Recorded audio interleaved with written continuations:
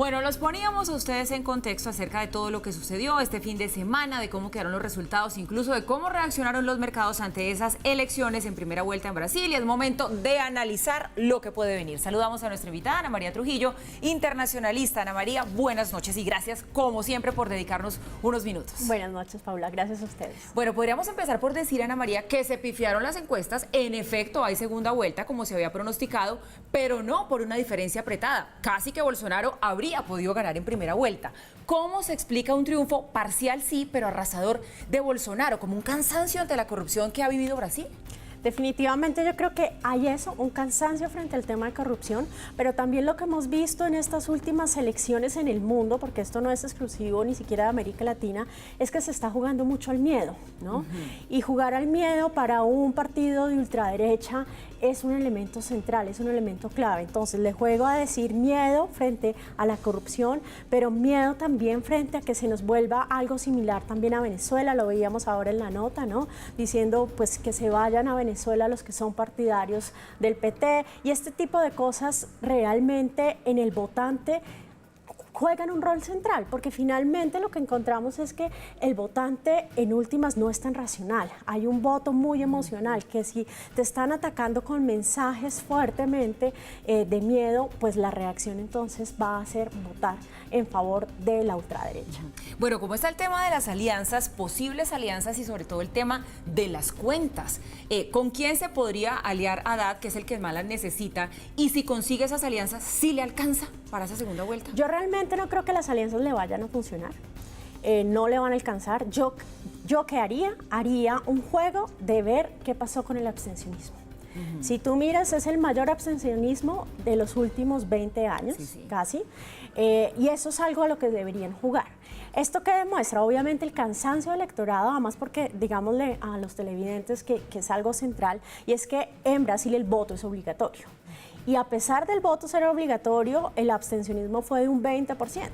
Esto entonces, ¿qué nos lleva a pensar? Pues que allí hay una población interesante que hay que mover y movilizar.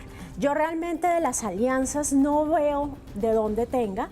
Finalmente, cuando uno hace como los análisis, digamos, a la Kim tiene un 4% y parece que ese va a ir es con la ultraderecha. Entonces yo no veo que el Partido de los Trabajadores tenga mucho margen de maniobra con los otros candidatos. Bueno, y nos hablaba usted ahora del votante como un votante emocional más que racional.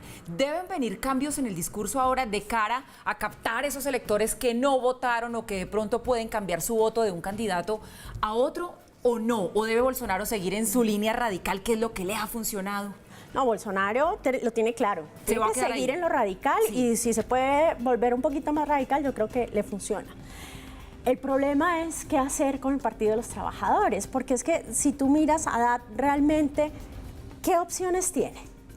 Apoyar más a Lula y seguir en ese movimiento como radical del Partido de los Trabajadores, o irse más hacia el centro. Muchos de los analistas dicen que debería irse más hacia el centro, pero yo la verdad no creo que irse hacia el centro sea la opción. Yo insisto, lo único que pueden hacer es mover a ese electorado que no votó, porque los otros partidos o no votarán o se van a mover de acuerdo un poco a sus ideologías. Digamos, en últimas, también a qué habría que jugarle, al temor de la pérdida de la democracia. Si la ultraderecha está jugando al miedo, pues estos partidos deberían jugarle al miedo de la pérdida de los derechos y libertades. Creo que sería como la opción más lógica, más allá de pensar vámonos hacia el centro. Es más como tratar de mostrar los peligros que tiene ese otro. Sobre ese temor de la pérdida de la democracia, Ana María, y el perfil de votantes, ¿es cierto que Bolsonaro tiene a los jóvenes cautivados, entre otras cosas, porque los jóvenes no son una generación que hayan vivido la dictadura militar de Brasil y por tanto no temen a la ultraderecha?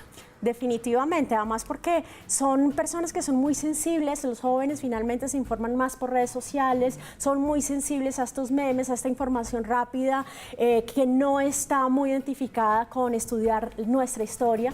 Entonces, indiscutiblemente, los jóvenes van a estar mucho más pegados a estos elementos de sensibilidades que puede mover esta ultraderecha, que además ha manejado muy bien los medios y las redes sociales. Bueno, y otro punto importante en cuanto a ese perfil de votantes, tiene Bolsonaro también a los evangélicos, que suele ser un voto juiciosísimo. Central.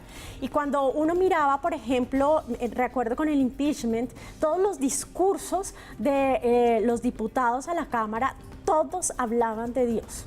El elemento central en Brasil es una sociedad profundamente cristiana, con una alta población católica, pero con una creciente y de manera absolutamente importante creciente población evangélica, que realmente estos temas muy conservadores en torno a la discriminación hacia la población LGBT, los temas de derechos de las mujeres, son temas que son sensibles y que ellos realmente sienten que es un elemento que nos trae nuevamente el orden en Brasil. Bueno, todavía no podemos decir que Bolsonaro va a ser el próximo presidente de Brasil, pero todo parecería indicar que es así. Las elecciones son ya el 28 de octubre. Como región, ¿qué implicaciones puede tener un presidente con las características que aquí ya hemos comentado de Bolsonaro en una región donde tenemos un problema como por ejemplo el de Venezuela?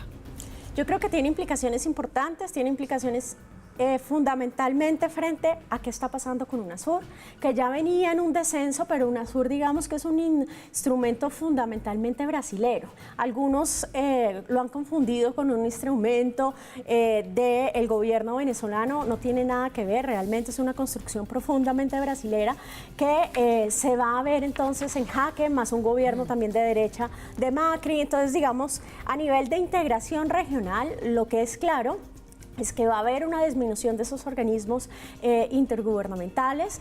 En términos de Venezuela, pues digamos, se vino un discurso fuerte como los discursos que ha dado, pero realmente tenemos que esperar a ver qué va a pasar, porque en últimas lo que yo consideraría que va a pasar es, por un lado, va a ser un gobierno que va a dejar de lado a los migrantes, va a seguir entonces con políticas de expulsión de estos migrantes venezolanos, cuando lo que en la región necesitamos es ponernos de acuerdo con medidas humanitarias. Entonces yo esa parte la veo crítica. Lo otro es, por supuesto, va a ser un presidente que va a fomentar una intervención militar.